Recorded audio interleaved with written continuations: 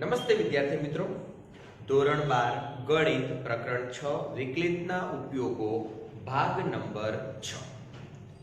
મિત્રો, આ ભાગમાં આપણે સ્વાધ્યાય 6.2 નો અભ્યાસ કરવાનો છે. આગળના વિડીયોમાં વધતા અને ઘટતા વિધેયો આધારિત આપણે ઉદાહરણોનો અભ્યાસ કરેલો છે અને હવે સ્વાધ્યાય 6.2 માંથી એને રિલેટેડ અમુક દાખલા આપણે ગણીશું. તો સૌથી પહેલા આપણે દાખલા નંબર 1 નો અભ્યાસ કરીએ.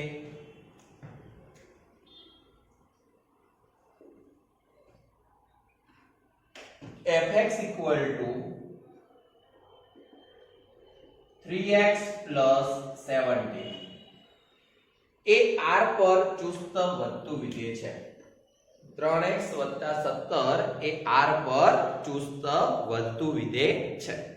હવે વિચારો, અહીંયા જે પણ વિધેય છે સૌથી પહેલા આપણે એનું વિકલન કરી દઈએ. તો કે f' equal to 3. ફક્ત ને ફક્ત એક અચળ સંખ્યા મળી છે. એ અચળ સંખ્યા કેવી છે? તો કે ધન દેખાય છે, એનો મતલબ કે ગ્રેટર ધેન 0.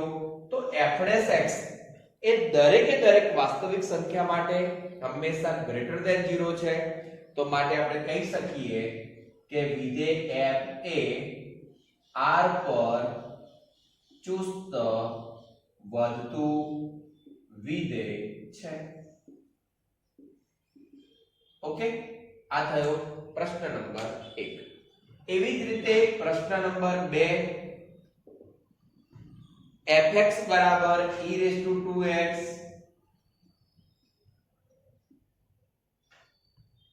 એ r પર ચુસ્ત વધતું વિધેય છે. સમજી લો, અહીંયા આપણી પાસે fx આપેલા છે, બરાબર. સૌથી પહેલા વિકલન કરીએ તો f', ચલો e2x નું વિકલન થશે e2x અને 2x નું વિકલન થાય 2. હવે યાદ કરજો, કોઈ પણ x માટે હંમેશા e2x કેવા થાય? ગ્રેટર ધેન 0 થશે. તો આપણે અહીંયા ઉલ્લેખ કરી દઈએ, ઓલવેઝ ગ્રેટર ધેન 0. તો માટે f એ r પર ચુસ્ત વધતું વિધેય છે. ચલો હવે આપણે પ્રશ્ન નંબર 3, પ્રશ્ન નંબર 4, પ્રશ્ન નંબર 5 આપણે હોમવર્ક આપીએ છીએ. પ્રશ્ન નંબર 6 નો સી જોઈએ.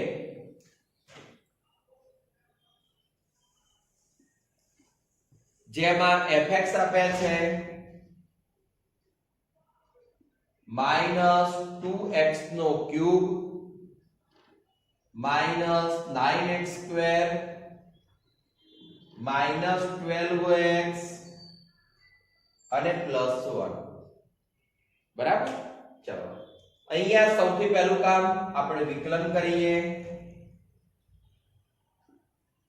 f' equal to -6x² -18x -12. ત્રણેયમાંથી -6 common નીકળશે, x² +3x +2. ચલો આના બે અવયવો -6 x + 2 x + 1. હવે જુઓ તમે, અહીંયા આપણા માટે અવયવો થઈ ગયા છે. અવયવ હોય તો આપણે કયું કામ કરીએ છીએ? તો કે f' equal to 0 લેતા. તો આ જે પદો છે એના આધારે x ની કઈ કઈ કિંમતો થઈ શકે? x equal to -2 અને -1. બરાબર છે. હવે આપણે સંખ્યા રેખા,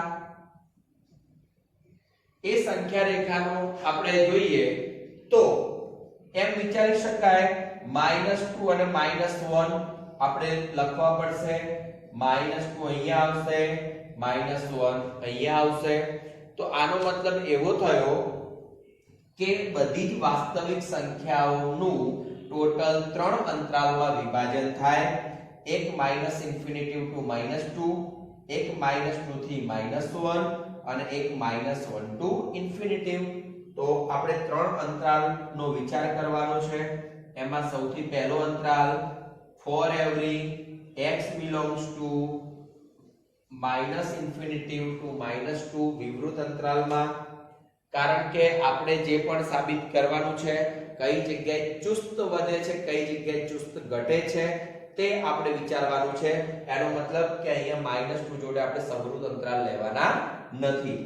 તો હવે આ જગ્યાએ વિચાર કરીએ તો હું એમ કહું છું કે -2 કરતા નાની કોઈક સંખ્યા આપણે લઈ લઈએ.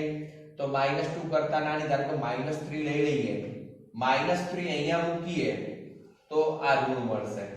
-3 અહીંયા મૂકીશું તો આ પણ ઋણ મળશે. તો આનો મતલબ શું થશે? તો કે માટે x + 2 <0 અને x + 1 <0. બરાબર? આ બંને પદો આપણને <0 મળ્યા છે. બરાબર?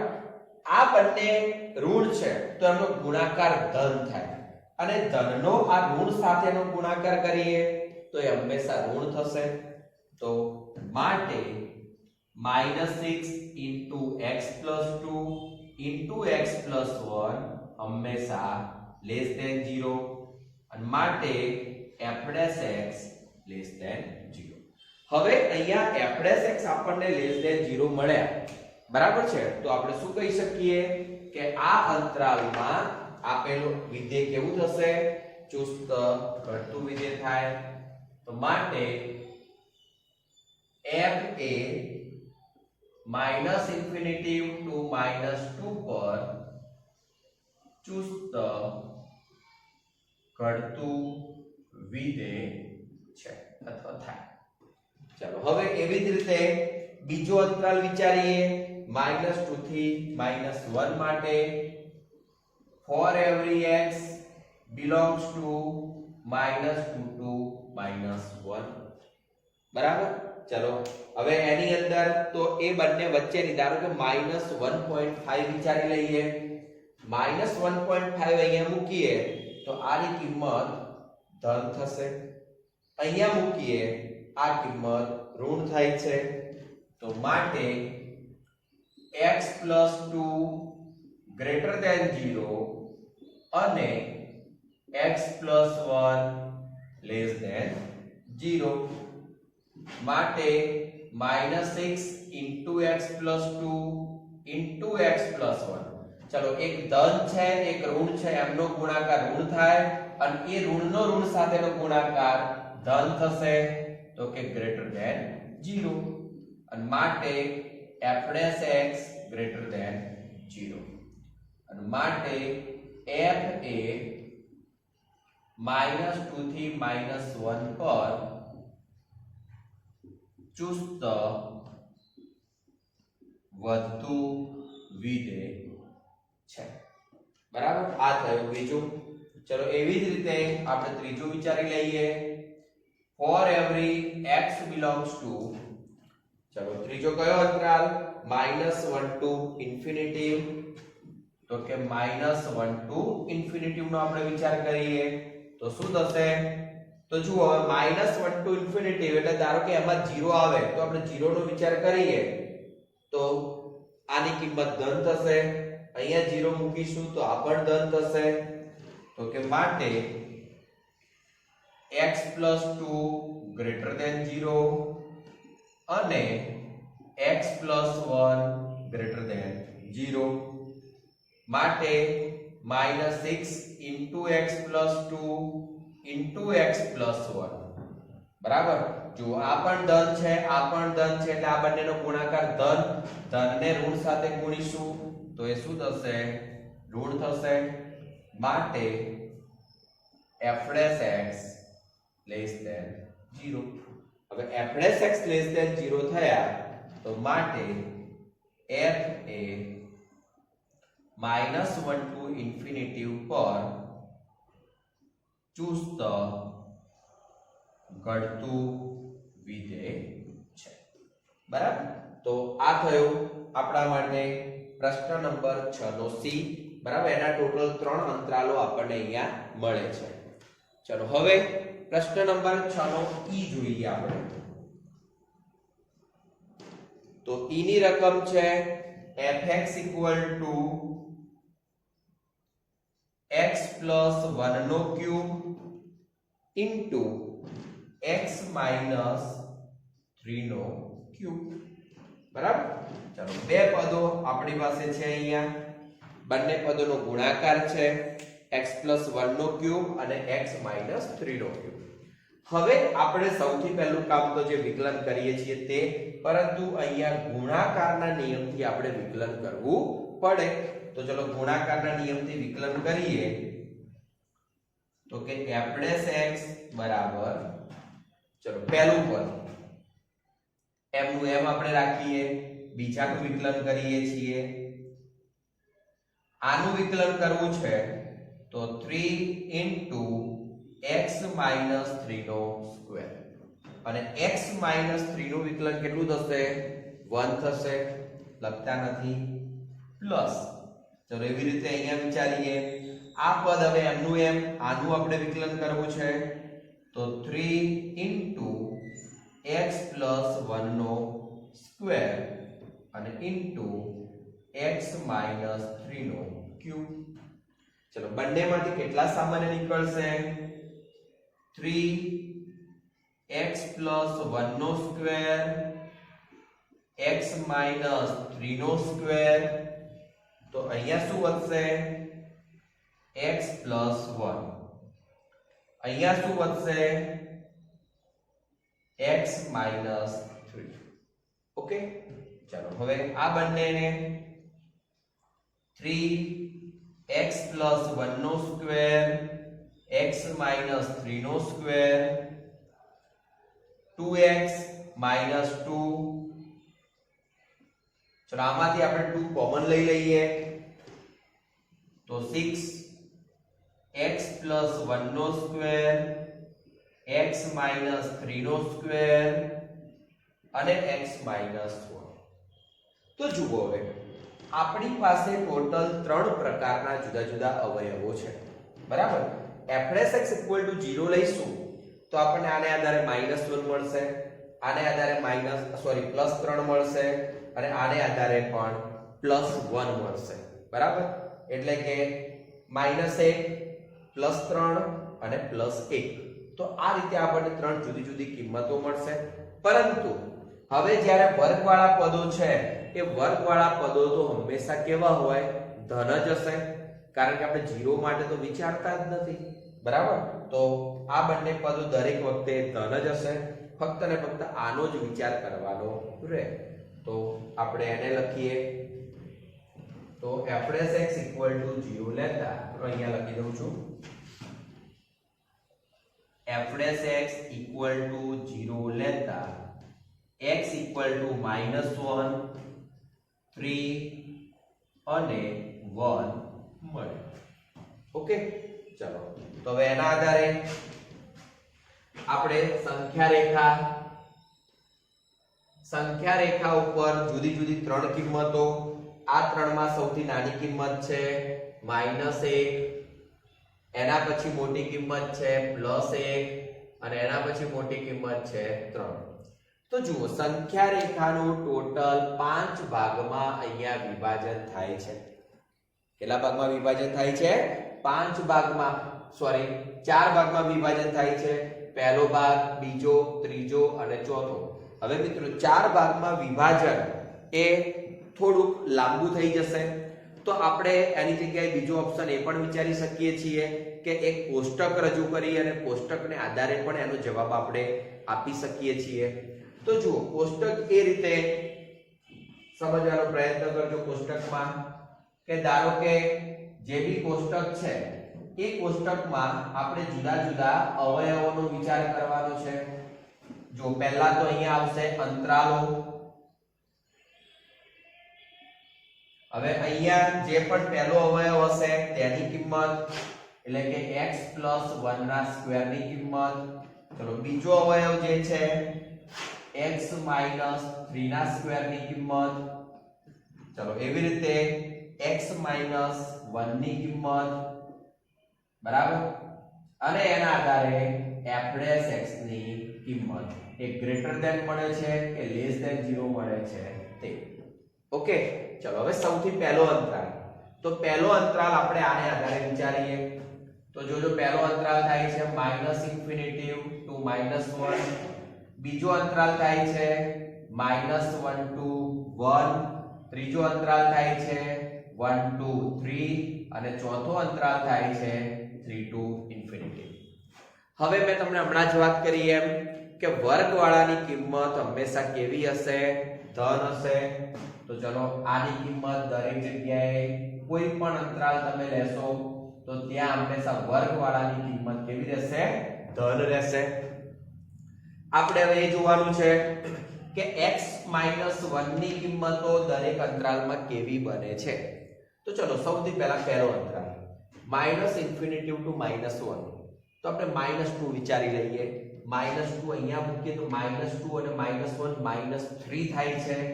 એનો મતલબ કે લેસ ધેન 0 મતલબ ઋણ મળશે.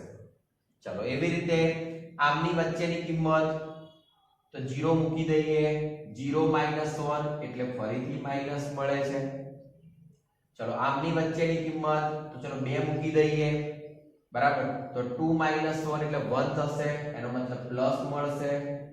ચલો હવે આની વચ્ચેની કિંમત ચલો ધારો કે 4 મૂકી દઈએ તો 4 - 1 એટલે 3 મળશે. તો એ પણ ધન થઈ. આગળ ગુણાકારમાં જોશો તો +6 છે.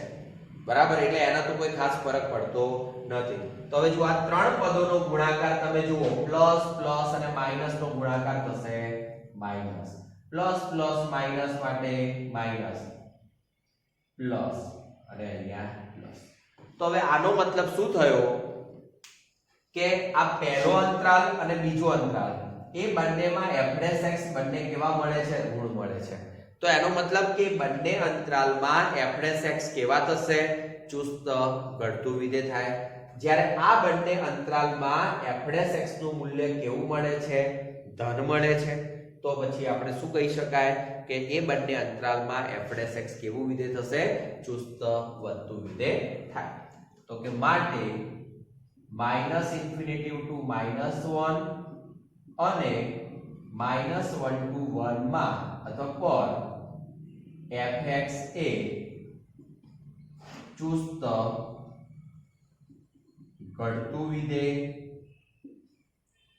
અને ચલો બાકીના બે અંતરાલો 1 3 અહીંયા અને ની જગ્યાએ આપણે તથા શબ્દ વાપરી દઈએ. 1 3 અને 3 infinity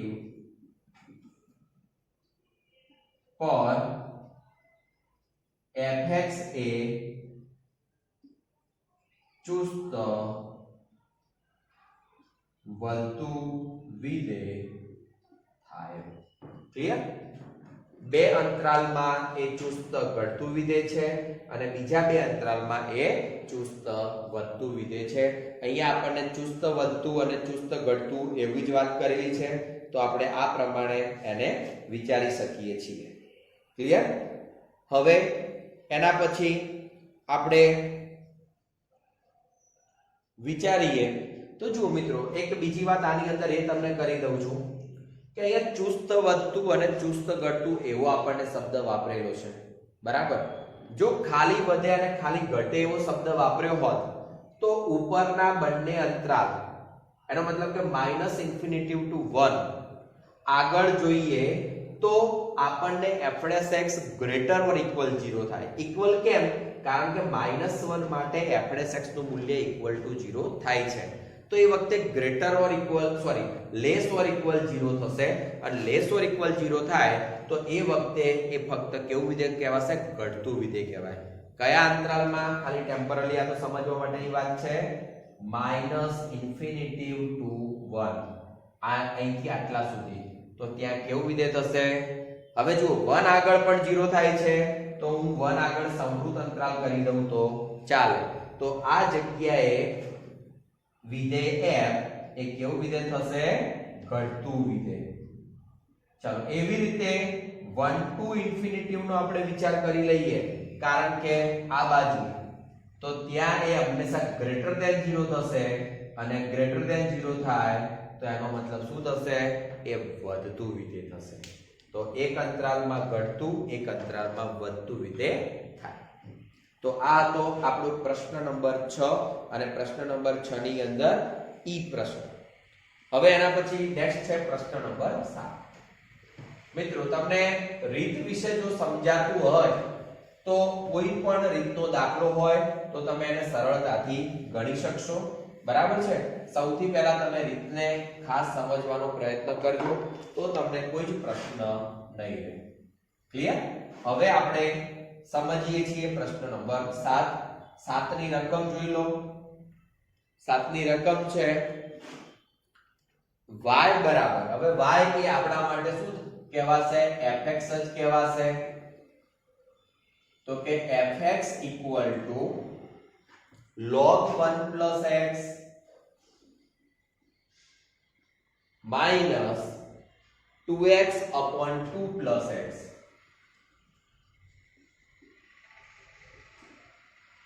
x greater than -1. Clear? આ રીતનું આપણી માટે fx છે. એ તેના પ્રદેશ પર વધતું વિધેય છે. હવે મિત્રો અહીંયા પ્રદેશ એટલે કયો કીધો છે? બરાબર, x greater than -1.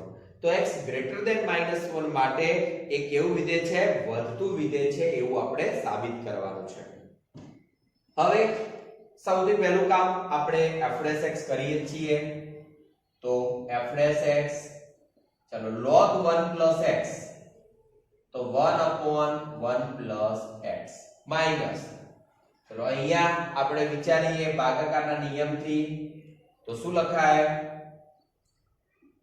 છેદ m નો m, અંશનું વિકલન થાય 2 minus અંશ m ના m અને છેદનું વિકલન થશે 1 છેદમાં 2 plus x નો સ્ક્વેર. બરાબર, ભાગાકારના નિયમથી આપણે વિકલન કર્યું છે. ચલો equal to 1 upon 1 plus x minus, જો મિત્રો અહીંયા પણ 2 છે, અહીંયા પણ 2 છે, તો 2 ને કોમન લઈ લઈએ. કૌંસમાં શું વધશે?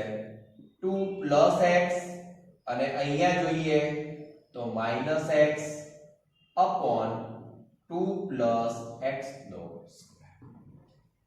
ચલો x ઉડી જશે, 1 upon 1 plus x minus 4, x ઉડી જશે, 2 into 2 એટલે 4, 2 plus x નો સ્ક્વેર. હવે જે પદ છે એમાં આપણે લસા લઈને સાદુરૂપ આપવાનું છે.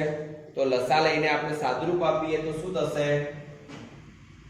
આ પદ અહીંયા એટલે કે 2 plus x નો સ્ક્વેર minus 4 કૌંસમાં 1 plus x upon 1 plus x into 2 plus x નો સ્ક્વેર.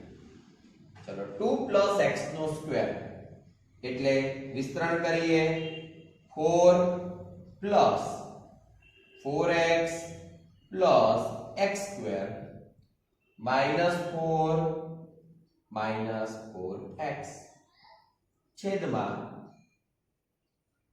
1 plus x અને 2 plus x નો સ્ક્વેર. ચલો 4 ઉડી જશે, 4x પણ ઉડી જશે, તો x square upon 1 plus x into 2 plus x નો સ્ક્વેર. ક્લિયર? ચલો હવે જે પદ છે તમે એટલું સમજો કે છેદ ક્યારે 0 બનશે? તો કે છેદ ક્યારે 0 બનવાના નથી. કેમ? x greater than -1 લખેલા છે માટે. બરાબર, તો આપણે સૌથી પહેલા f' ને 0 સાથે સરખાવીએ તો x ની કિંમત આપણને 0 મળશે.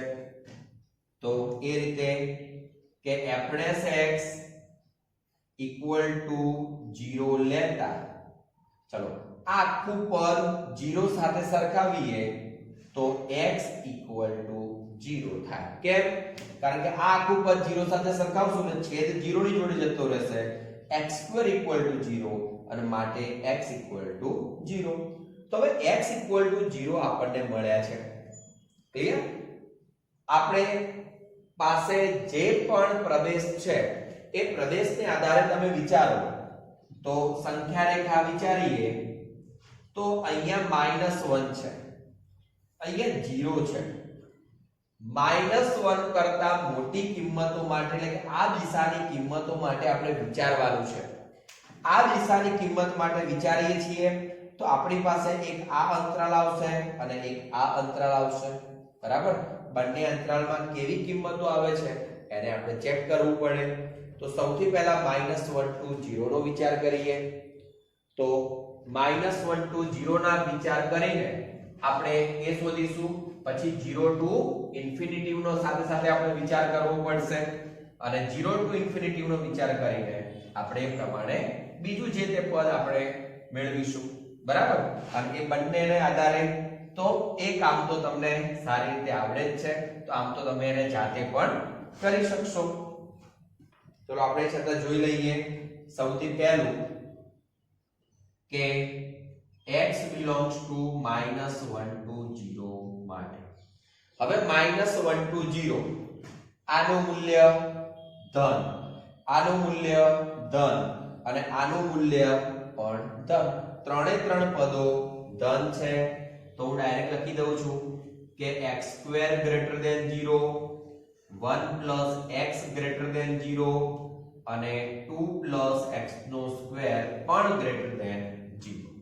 અને માટે આપણે લખવું હોય તો આ રીતે લખી શકીએ x² / 1 + x * 2 + x² > 0 અને માટે f' x > 0. હવે f' x > 0 થયા, બરાબર છે, તો શું કહી શકાશે? માટે f એ -1 to 0 પર ચુસ્ત વધતું વિધેય છે. ચલો એક વાત થઈ. ચલો એવી જ રીતે આપણે બીજો વિચાર કરીએ 0 to ઇન્ફિનિટી નો. તો કે x belongs to 0 to infinity માટે. હવે 0 to ઇન્ફિનિટી એનો મતલબ કે બધી ધન કિંમતો છે, તો એની અંદર પણ આ ત્રણે ત્રણ પદોનું મૂલ્ય કેવું થશે? ધન થશે. તો કે માટે x² > 0, 1 + x > 0 અને 2 + x² > 0. તો x² / 1 + x * 2 + x² > 0 માટે f' x > 0. તો માટે f એ 0 to ઇન્ફિનિટી પર ચુસ્ત વધતું વિધેય છે. બરાબર, હવે જોઈ લેજો. એક -1 to 0 પર ચુસ્ત વધતું વિધેય, એક 0 to ઇન્ફિનિટી પર ચુસ્ત વધતું વિધેય. બે જગ્યાએ ચુસ્ત વધતું વિધેય છે. બરાબર, અને જો તમે અંદર 0 નો પણ સમાવેશ કરી દો તો 0 આગળ f' નું મૂલ્ય કેવું થશે? 0 થશે. તો ધારો કે 0 નો સમાવેશ કરીએ છીએ તો f' greater or equal to 0 થાય, અને greater or equal 0 થાય તો ફક્ત શું કહી શકાશે? વધતું વિધેય થશે. તો કે માટે f એ -1 to ઇન્ફિનિટી પર વધતું વિધેય છે અથવા થાય. ઓકે, કારણ કે અહીંયા મેં તમને વાત કરી 0 આગળ તો f' x કેવા છે? 0. બરાબર છે. બાકી તો અહીંયા પણ ગ્રેટર ધેન છે, અહીંયા પણ ગ્રેટર ધેન છે. તો હવે ટોટલ વિચારીએ છીએ 0 સાથે તો ગ્રેટર ઓર ઇક્વલ 0 થશે અને માટે f એ -1 to ઇન્ફિનિટી પર કેવું વિધેય કહેવાશે? વધતું વિધેય થાય. ઓકે, ચાલો હવે એના પછી નેક્સ્ટ પ્રશ્ન.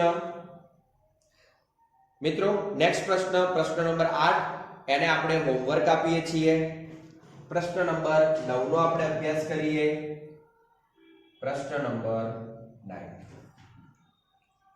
y એટલે કે આપણા માટે fx equal to 4 sin x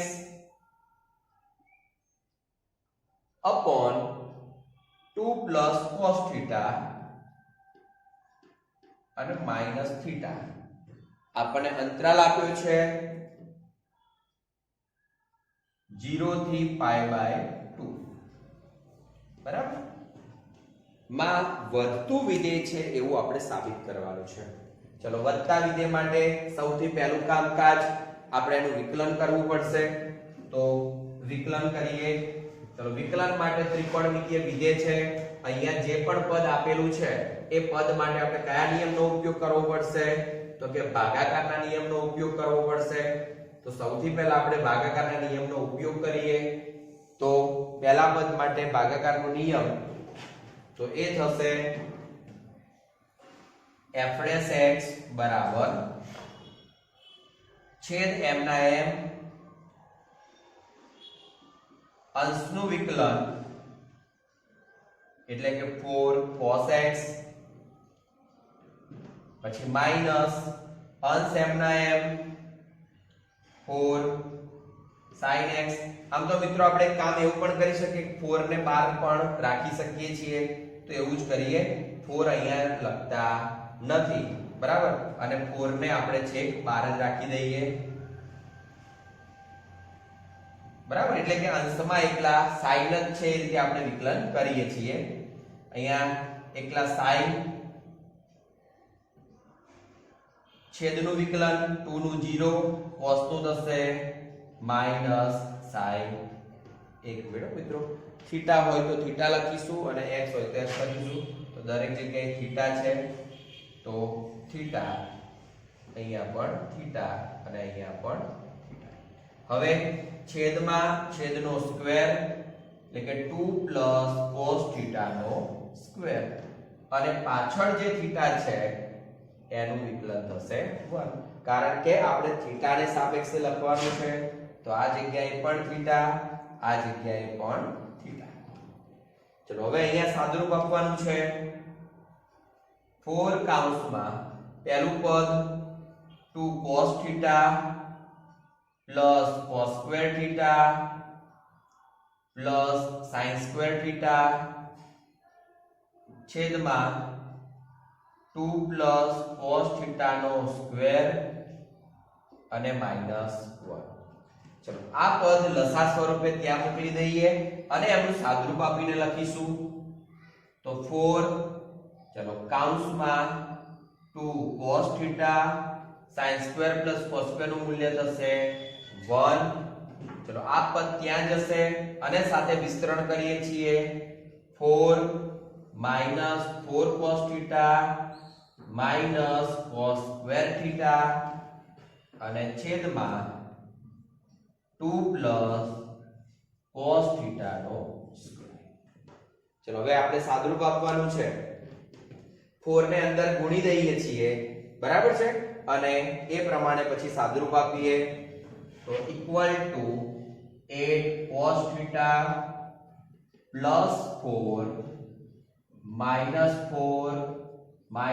4 cos θ minus cos square θ અને છેદમાં 2 cos θ નો સ્ક્વેર.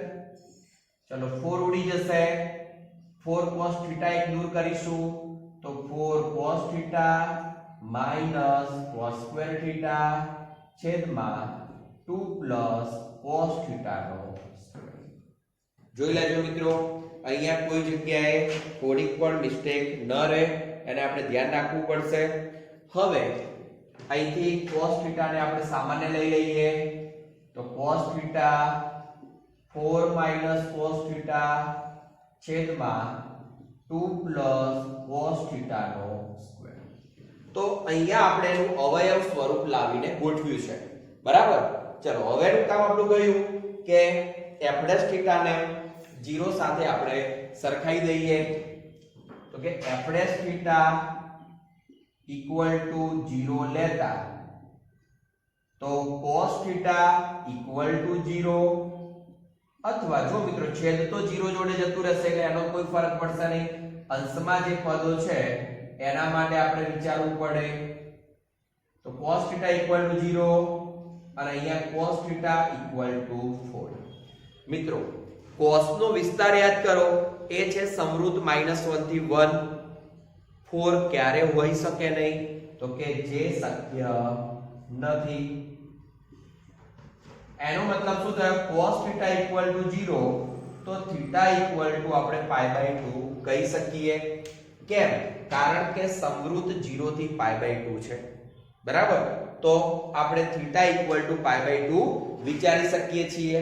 હવે θ = π/2 વિચાર્યા તો π/2 આગળ બે ભાગ પડે, પરંતુ π/2 આગળ બે ભાગ પાડવાનો કોઈ મતલબ નથી. એનો મતલબ કે વિવૃત 0 થી π/2 નો આપણે એક વિચાર કરવાનો થાય. તો હવે એનો ઉલ્લેખ કરી દઈએ કે x belongs to વિવૃત 0 થી π/2. હવે આના માટે આપણે વિચાર કરવાનો છે. હવે 0 થી π/2 માં આપણે વિચાર કરીએ છીએ તો 0 થી π/2 એનો મતલબ કે પ્રથમ ચરણમાં cos નું મૂલ્ય ધન. બરાબર? આનું મૂલ્ય તો હંમેશા ધન મળશે. બરાબર? cos θ > 0, 4 - cos θ પણ > 0 અને છેદ તો > 0 થાય એમ છે જ. તો માટે cos θ * 4 - cos θ upon 2 + cos θ નો સ્ક્વેર always > 0 માટે f' θ > 0. અહીંયા આપણે x નહીં પણ θ રાખીશું. તો f' θ > 0 મળ્યા. કોના માટે? 0 થી π/2 માટે. આપણે સાબિત શું કરવાનું છે? રકમને ધ્યાનથી જોજો તમે કે એ 0 થી π/2 માં વધતું વિધેય છે. તો મિત્રો ધારો કે તમે 0 લો છો, બરાબર છે, તો પણ કોઈ ફરક પડશે નહીં, અને π/2 લો છો તો એ વખતે આનું મૂલ્ય કેવું મળશે? 0 મળશે, જે આપણે અહીંયા ઉલ્લેખ કર્યો છે. ક્લિયર? તો એના આધારે આની અંદર સ્ટ્રિક્ટલી > 0 છે, તો માટે f એ સમૃદ્ધ 0 થી π/2 પર હવે ચુસ્ત શબ્દ રહેશે નહીં, પર વધતું વિધેય છે. બરાબર? તો આ વસ્તુ આપણે સાબિત કરવાની છે. એટલે મિત્રો ત્રિકોણમિતિય વિધેય સ્વરૂપનો દાખલો છે, એની અંદર તમને સાદુરૂપ કરવું એ વ્યવસ્થિત રીતે ખબર પડવી જોઈએ. હવે એક દાખલા નંબર 10 માટે એટલી વાત કરીશ તમને કે લઘુગણકીય વિધેય છે. લઘુગણકીય એટલે log x લેવાનું છે. તો આપણા દાખલા નંબર 10 ની અંદર fx = log x વિધેય લઈને તમારે એનો જવાબ જાતે શોધવાનો છે. એવી જ રીતે દાખલા નંબર 11 પણ તમારા માટે હોમવર્ક છે. તો મિત્રો 10 અને 11 તમારા હોમવર્ક રહેશે. આશા રાખું છું કે તમને રીત બરાબર સમજાઈ હશે, અને જે પણ દાખલા તમને હોમવર્ક રાખેલા છે એ બધા જ તમે ખૂબ સરસ રીતે ગણી શકશો. મિત્રો વિડિયો ગમે તો એને લાઈક અને શેર કરો, ચેનલને સબસ્ક્રાઇબ કરો. Thank you. જય હિન્દ, જય ભારત.